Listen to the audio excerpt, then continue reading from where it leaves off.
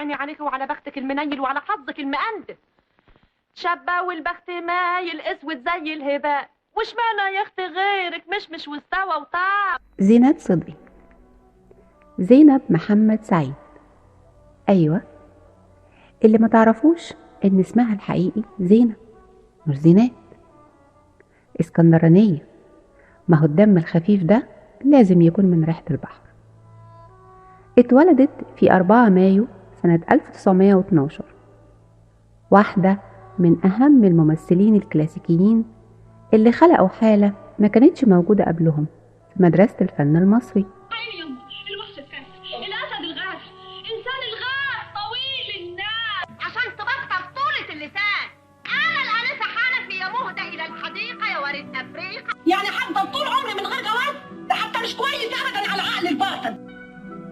على عكس أدوار العانس اللي اشتهرت بأدائها، اتجوزت من طبيب واتطلقت وهي صغيرة بعد أقل من سنة.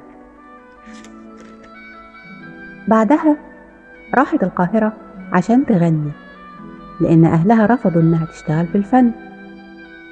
بدأت عند بديعة مصابي اللي بدل الغنى خلتها تتعلم الرقص من تحية كاريوكا، واشتغلت مساعدة ليها.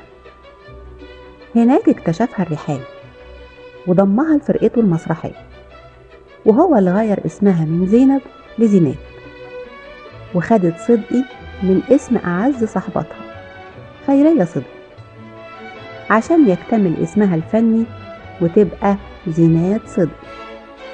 ومن هنا كانت بدايتها مع السينما وعالم الكوميديا. قلبي يا اخواتي، قلبي يا دكتور. انا قلبي اليك بمال ولا فيش غيرك على البال، انت وبس اللي حبيبي.